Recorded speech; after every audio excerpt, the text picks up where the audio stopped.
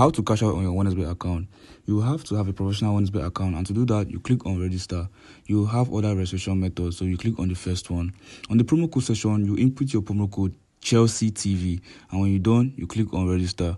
When you click on register, you get a 200% bonus on your first deposit, which means when you deposit 10k, you get 40k. So to cash out on your OneXBet account, you click on the menu button down below. You click on the menu button, and when you click on the menu button, it will take you to the next section where you see the settings buttons above. You click on the settings buttons above, and when you click on the settings buttons above, it takes you to the next section where you click on withdraw from account. You click on withdraw from account, and when you click on withdraw from account, you scroll down to any withdrawal method of your choice. You scroll down till you find what you're looking for. And for this case, I'm going to be using a different withdrawal method, which is PalmPay. So I'm going to click on PalmPay to withdraw from my OneXBet account.